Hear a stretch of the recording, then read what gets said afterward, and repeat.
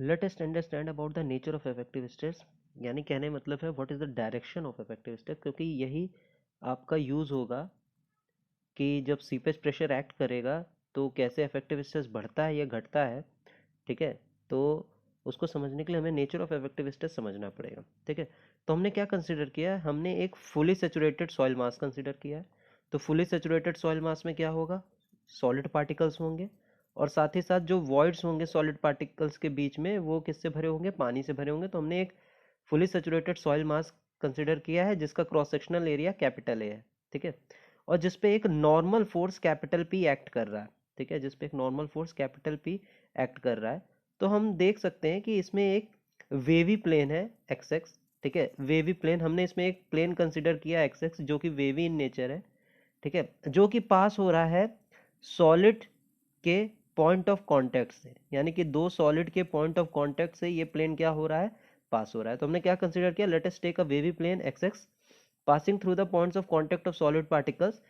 अब on macroscopic scale यानी कि ऑन लार्ज स्केल ये एक्स एक्स प्लेन जो वेवी इन नेचर है इसको हम एज्यूम कर लेंगे कि it is horizontal plane, it is horizontal plane. ठीक है, तो कहने का मतलब है ये हमने वेवी प्लेन कंसीडर किया जो कि पॉइंट ऑफ कांटेक्ट से पास हो रहा है ऑन माइक्रोस्कोपिक स्केल।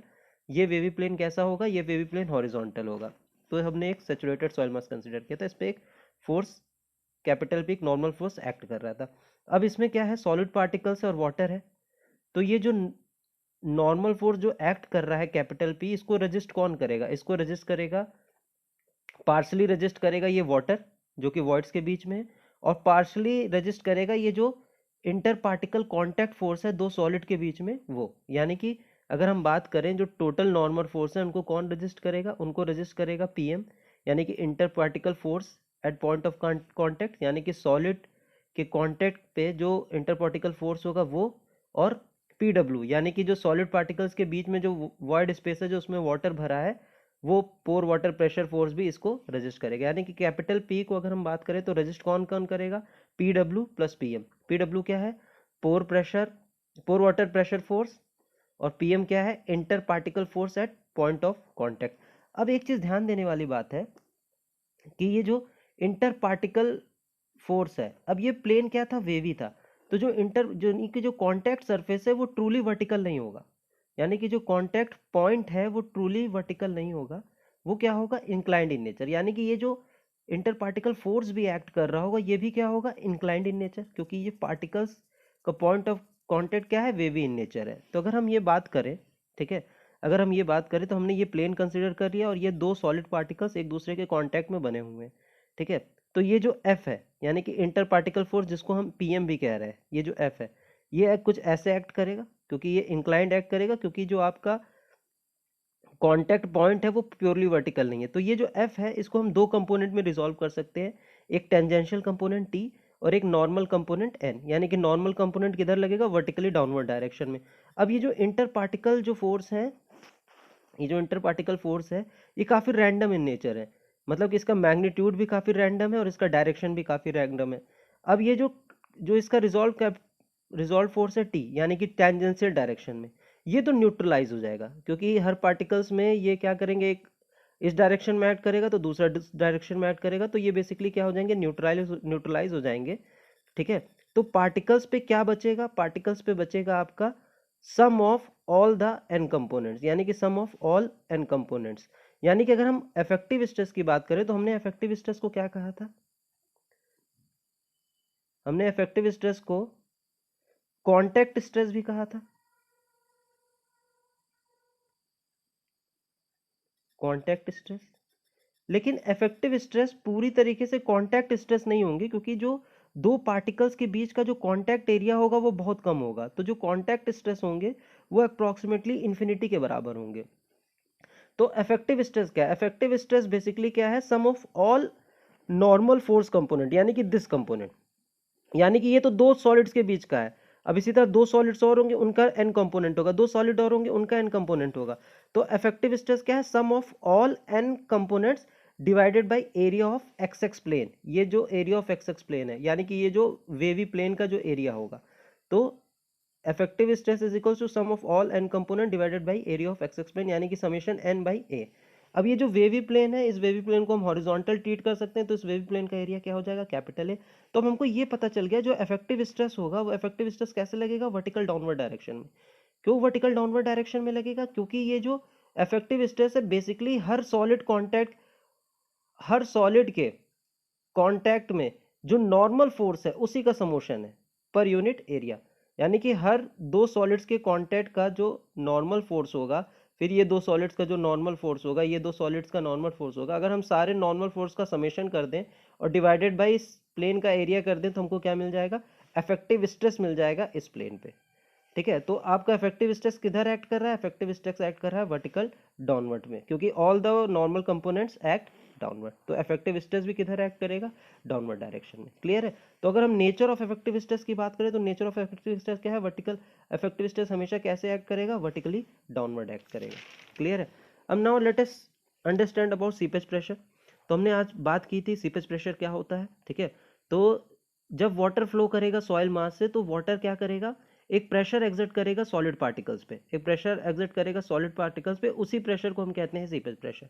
यानी कि जब वाटर सॉइल मास से फ्लो करेगा तो वो एक प्रेशर ऐड करेगा सॉलिड पार्टिकल्स पे, उसी प्रेशर को हम क्या कहते हैं, सीपेज प्रेशर। अगर वाटर फ्लो हो रहा है एच हेड के कारण तो सीपेज प्रेशर क्या हो जाएगा, H into gamma W. PS से हम सीपेज प्रेशर को डिनोट कर रहे हैं। एच क्या है, हेड जिसके कारण वाटर फ्लो हो रहा है, गामा डब्ल्यू क्या है, यूनिट वेट ऑफ वाटर, यानी कि PS is equals to H gamma W. तो पीएस को हम ऐसे भी लिख सकते हैं in the terms of hydraulic gradient I Z into gamma W. ठीक है, I Z into gamma W, क्योंकि हम आई को क्या लिख सकते हैं, सपोज आई क्या होता है, head loss per unit length of flow. अगर लेंथ ऑफ फ्लो जेड है और हेड लॉस कितना हो रहा है, एच हो रहा है, तो आई क्या हो जाएगा, Z by H by Z. तो हम एच को क्या लिख सकते हैं, आई जेड, तो इसीलिए हमने एच को आई जेड लिख दिया, आई जेड इंटू गामा डब्ल्यू।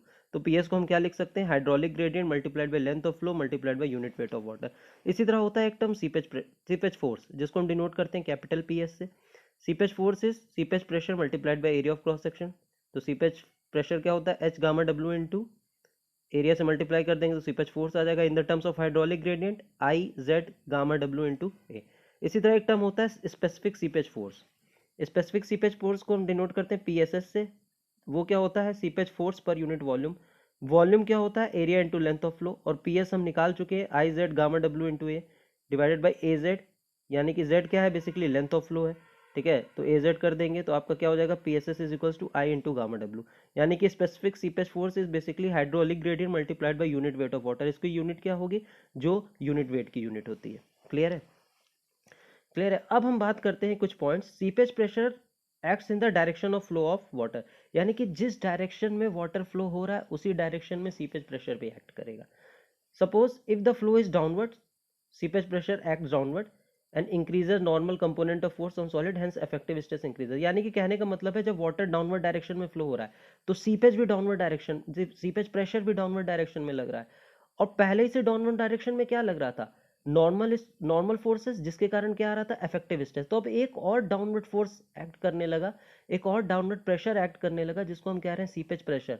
तो पहले ही से नॉर्मल फोर्स एक्ट कर रहा था, अब उसी के साथ साथ सीपेज प्रेशर भी आ जाएगा, तो डाउनवर्ड डायरेक्शन में फोर्स क्या हो जाएंगे, बढ़ जाएंगे। तो बढ़ जाएंगे तो इसका मतलब इफेक्टिव स्ट्रेस क्या हो जाएगा, बढ़ जाएगा।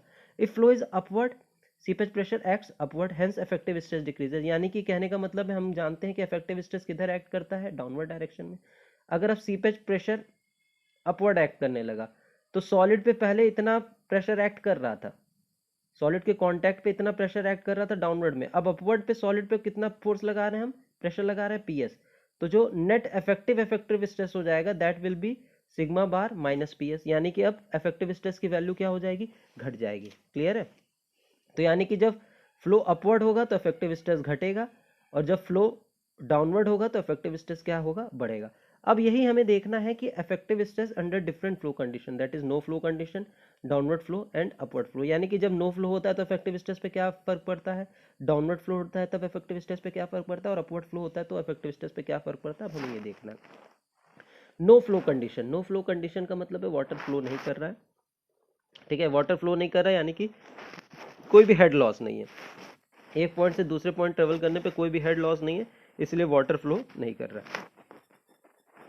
तो हमने एक सॉइल मास लिया, ठीक है, ये आपका सॉइल मास है, इसके ऊपर पानी है, ठीक है, ये वाटर लेवल स्टैटिक है और कोई भी फ्लो नहीं हो रहा है।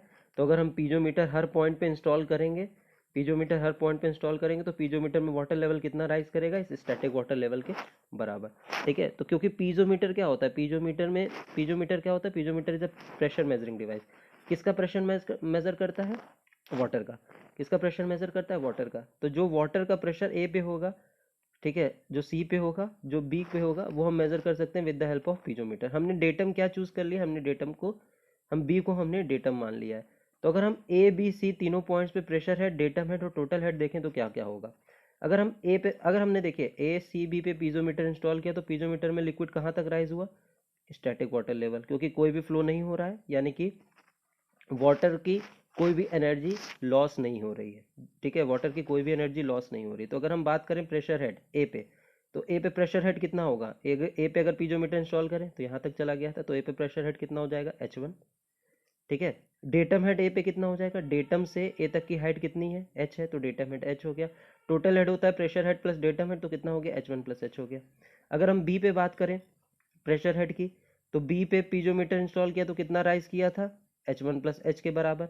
डेटम हेड कितना है, 0 है।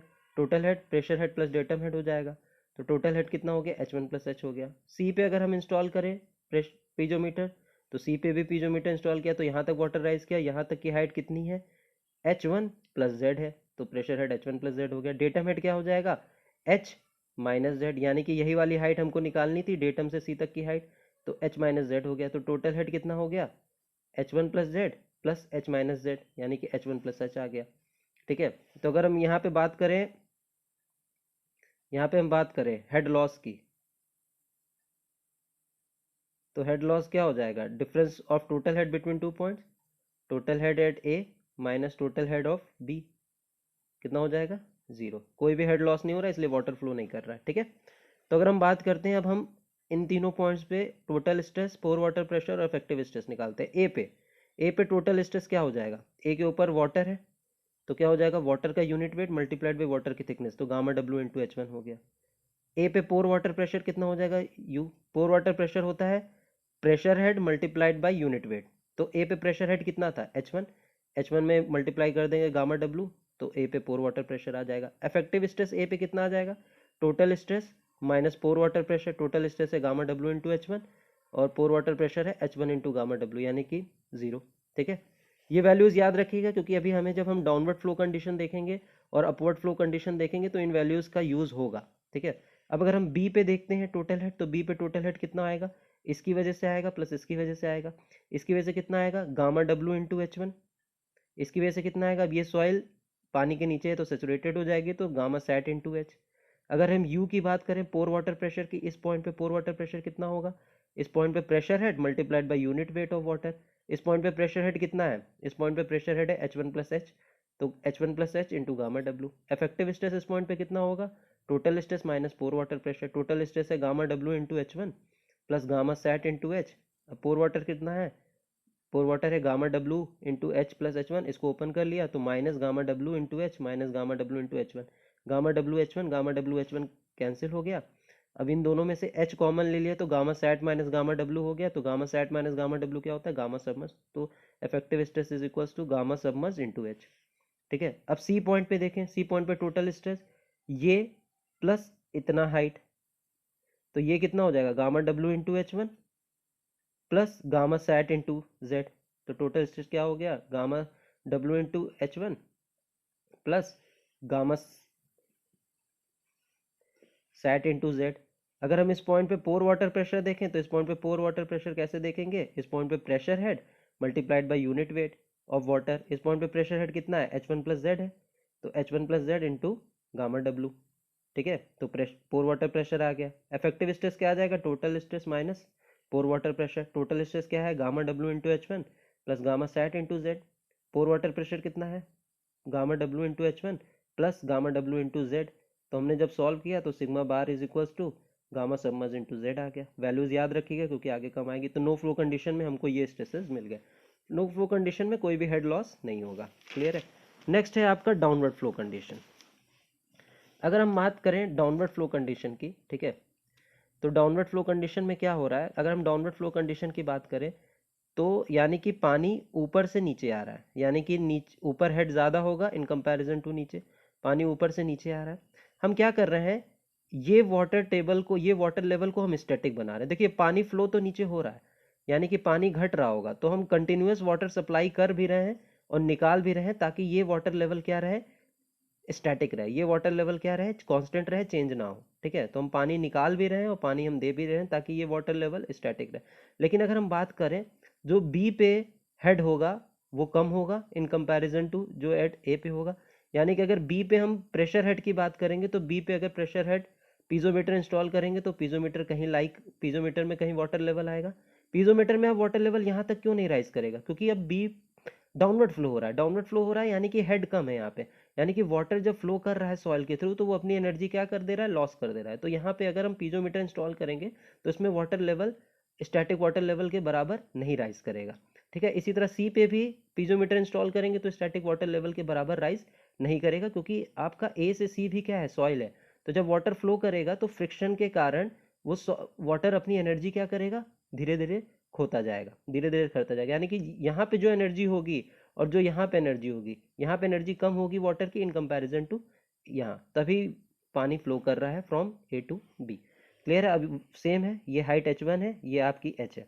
अब हमने क्या किया, डाउनवर्ड फ्लो हो रहा है, अगर हम ए पे इंस्टॉल करेंगे पीजोमीटर, तो ए पे पीजोमीटर इंस्टॉल करेंगे तो वाटर तो इतना ही राइज करेगा, क्योंकि इसके ऊपर जो कांस्टेंट सप्लाई मेंटेन है, इसके ऊपर कांस्टेंट सप्लाई मेंटेन है।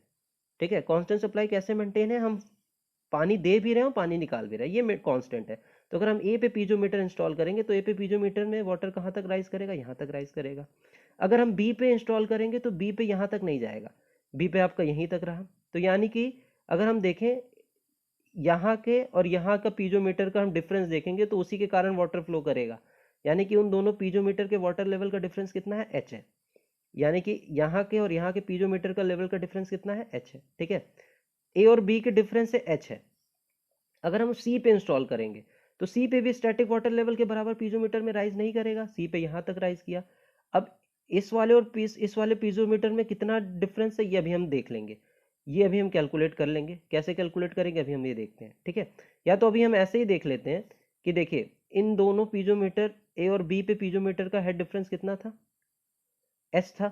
यानी कि एच हेड लॉस हो रहा है जब हम फ्लो कर रहे हैं कैपिटल एच, यानी कि एच हेड लॉस हो रहा है जब हम कैपिटल एच डिस्टेंस ट्रेवल कर रहे हैं।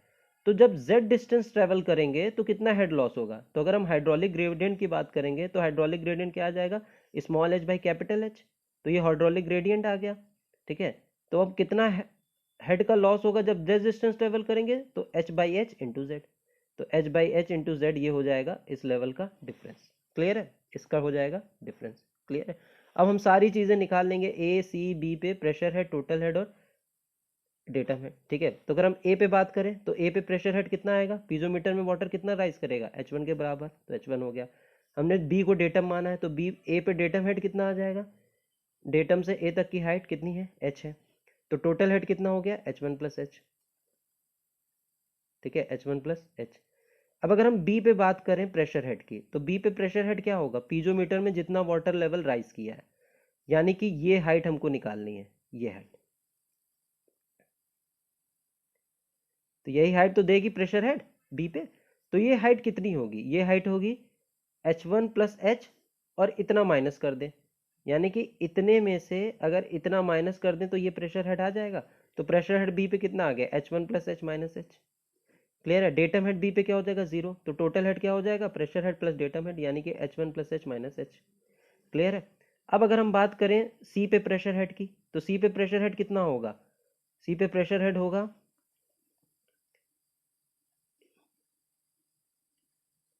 सी पे प्रेशर हेड इतना होगा, ये होगा सी पे प्रेशर हेड। ठीक है, तो ये कैसे निकालेंगे, ये कैसे निकालेंगे, ठीक है, ये हम कैसे निकालेंगे, हम क्या करें, h1 प्लस एच में, h1 प्लस जेड में, h1 प्लस जेड में अगर इतनी डिस्टेंस घटा देंगे तो ये आ जाएगा।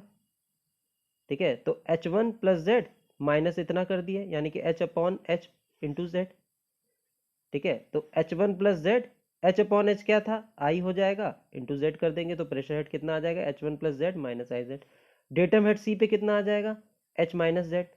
तो टोटल हेड कितना हो गया, pressure head plus datum head, यानी कि H1 plus H minus I Z. ठीक है, अब बात करते हैं hydraulic head under which water flows from A to B, यानी कि total head at A minus total head B, क्योंकि ए से बी की तरफ फ्लो कर रहा है वाटर, यानी कि यहाँ का हेड माइनस यहाँ का हेड, इसी के हेड के कारण वाटर फ्लो करेगा। यहाँ हेड टोटल हेड कितना था, H1 प्लस एच था। टोटल हेड एट बी कितना था, H1 plus H minus H था। तो कितने हेड के कारण फ्लो हो रहा है, H। तो हाइड्रोलिक ग्रेडियंट कितना हो जाएगा, हाइड्रोलिक ग्रेडियंट हो जाएगा I is equals to H upon H. Clear है, एच अपॉन एच, यानी कि कैपिटल H डिस्टेंस चल रहे हैं तो स्मॉल h हेड लॉस हो रहा है। कैपिटल H डिस्टेंस चल रहे हैं तो स्मॉल h हेड लॉस हो रहा है। तो z डिस्टेंस चलेंगे तो कितना हेड लॉस होगा, h by H into Z, h by H into Z. ठीक है, तो कितना हो जाएगा, I इंटू जेड। आई क्या है, hydraulic gradient, which is equal to H by H. तो यही हम कॉन्सेप्ट यहाँ इस्तेमाल किए हैं। कहने का मतलब है ए से सी वो कितना चल रहा था, z डिस्टेंस चल रहा था। ठीक है, अगर हम बात करें कोई फ्लो ना होता तो H1 प्लस जेड होता प्रेशर हेड, लेकिन फ्लो के कारण ए से बी के कारण वाटर अपनी ए से सी फ्लो के कारण वाटर अपनी एनर्जी लॉस कर दे रहा है, तो कितना हेड का लॉस होगा, तो H1 plus Z minus I Z. तो यहां से हम निकाल लेंगे। ठीक है, तो अब हम कैलकुलेट कर लेंगे effective stress, total total stress और पोर वाटर प्रेशर तीनों पॉइंट्स पे, ए बी एंड सी पे। अब अगर हम ए पे बात करें, ठीक है, ए पे बात करें तो ए पे टोटल स्ट्रेस कितना आएगा, gamma W into H one, तो gamma W into H one A पे आ गया। ठीक है, बी पे बात करें हम टोटल स्ट्रेस, बी पे टोटल स्ट्रेस बात करें तो बी पे क्या होगा, इसकी वजह से होगा और इसकी वजह से होगा। इसकी वजह से कितना होगा, gamma W into H one, इसकी वजह से कितना होगा, गामा सैट इंटू एच, तो H one gamma W into gamma sat into H, ये हो गया बी पे टोटल स्ट्रेस। ठीक है, अब सी पे हम टोटल स्ट्रेस की बात करें तो ये प्लस इतनी सॉइल की वजह से स्ट्रेस, तो इसकी वजह से क्या हो जाएगा, gamma W into H one plus gamma sat into Z, तो gamma W into H one plus gamma sat into Z. ठीक है, तो ये हो गया effective total stress, total stress ये हो गया। अगर हम पोर वाटर प्रेशर की बात करें तो ए पे पोर वाटर प्रेशर कितना होगा, कितना पीजोमीटर में वाटर राइज किया था, H1, तो H1 into gamma W pore water pressure हो गया। अगर हम बी पे बात करें पोर वाटर प्रेशर की, तो बी पे प्रेशर हेड कितना था, बी पे प्रेशर हेड था H1 plus H minus H, तो इसमें अगर हम यूनिट वेट ऑफ वाटर से मल्टीप्लाई कर देंगे तो प्रेशर हेड बी पे आ जाएगा। तो बी पे पोर वाटर प्रेशर कितना आ गया, H1 plus H minus H into gamma W, तो H1 plus H minus H into gamma W.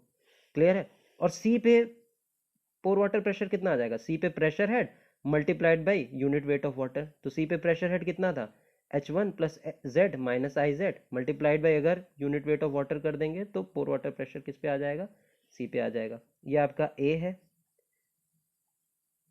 ये आपका जीरो वाला पॉइंट था, ये ए था, ये सी था और ये बी था, ये जीरो ए सी बी, जीरो ए सी बी। ठीक है, अब इफेक्टिव स्ट्रेस निकालना है, तो इफेक्टिव स्ट्रेस कैसे निकालेंगे, total stress minus pore water pressure. तो टोटल स्ट्रेस यहाँ पे ए पे टोटल स्ट्रेस यहाँ पे कितना है, जीरो था, यहाँ भी जीरो है, तो इफेक्टिव स्ट्रेस क्या होगा, जीरो होगा।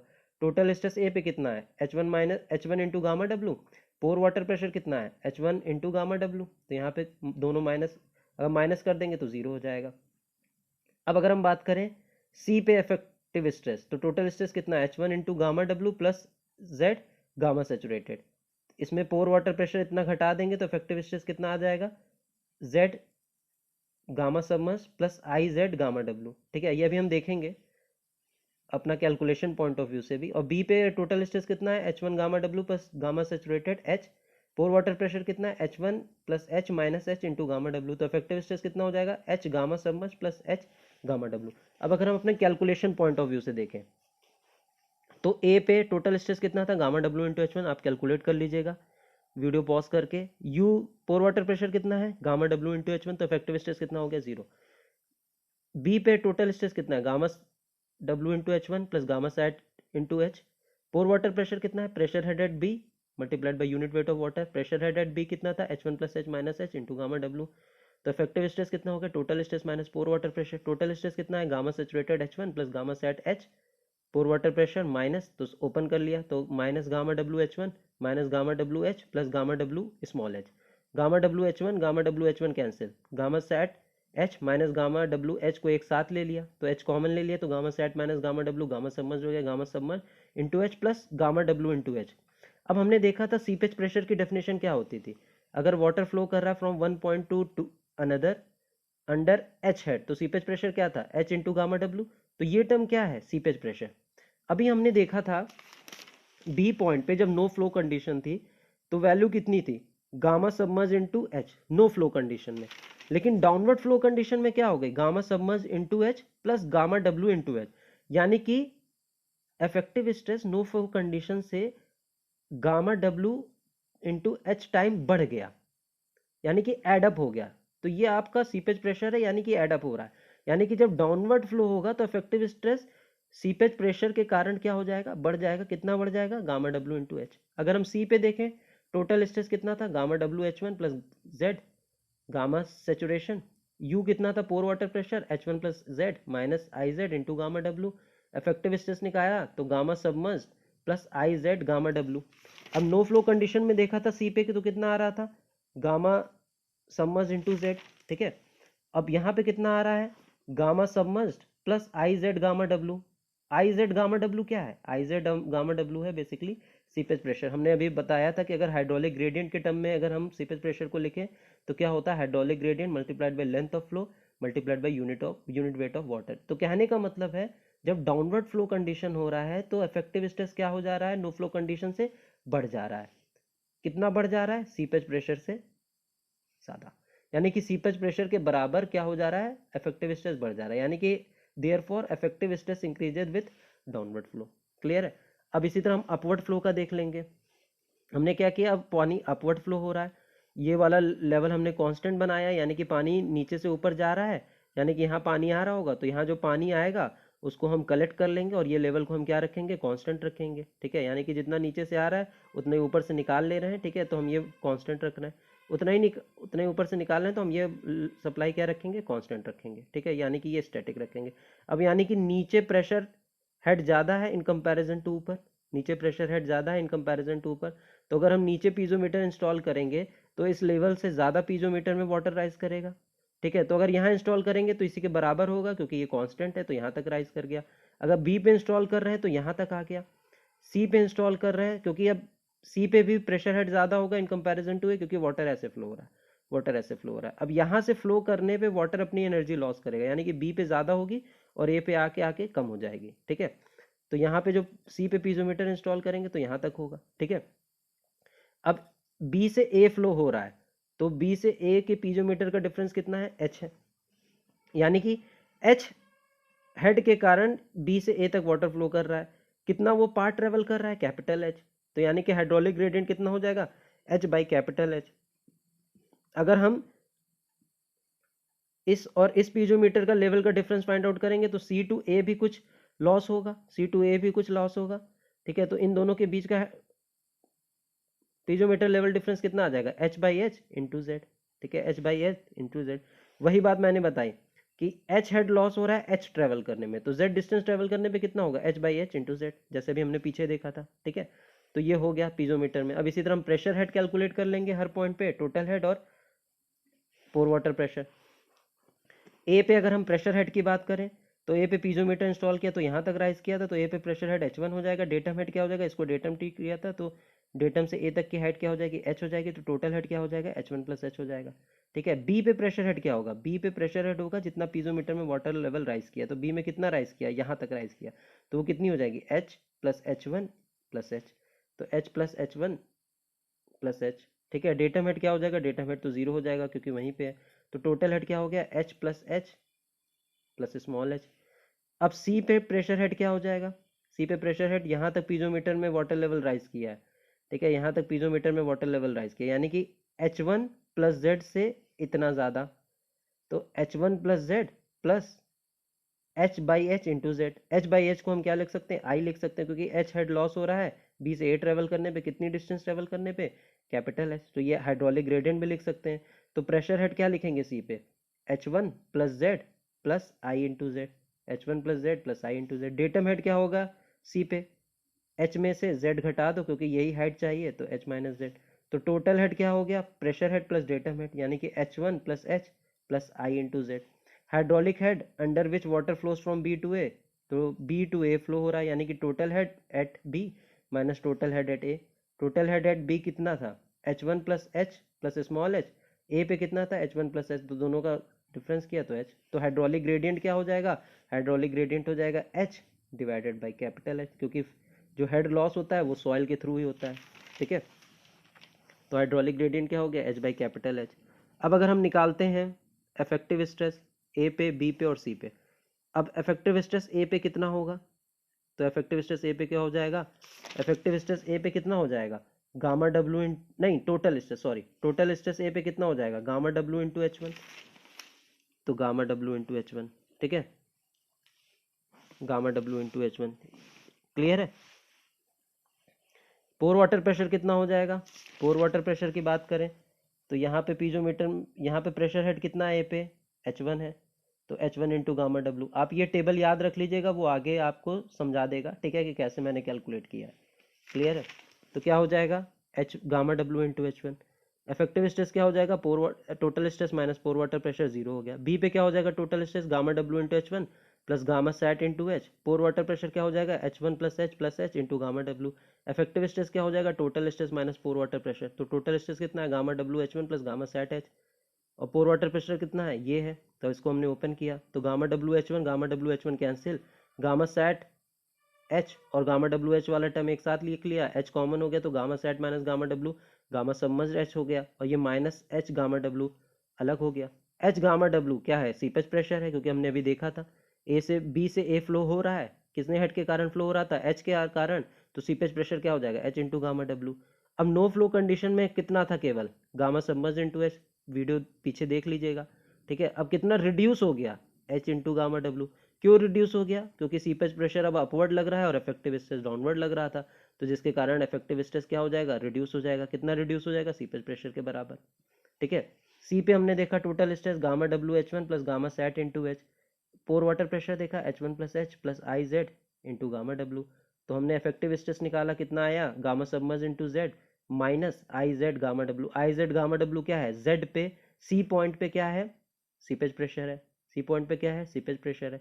तो यानी कि जब नो फ्लो कंडीशन थी, सी पॉइंट पे इफेक्टिव स्ट्रेस कितना था, गामा सबमर्ज इंटू जेड था, लेकिन अपवर्ड फ्लो कंडीशन आ गई तो इफेक्टिव स्ट्रेस कितना हो गया, gamma submerge into Z minus ये क्या है, सीपेज प्रेशर एट सी, ठीक है, सीपेज प्रेशर एट सी, यानी कि रिड्यूस हो गया कितना, सीपेज प्रेशर के बराबर। यानी कि कहने का मतलब है effective stress decreases when flow upward, clear है। अब इसके आगे की चीज क्विक सैंड कंडीशन में वो आपको नेक्स्ट लेक्चर में बताऊंगा, ठीक है। अगर नहीं समझ में आया होगा तो आप मुझसे फिर से पूछ लीजिएगा।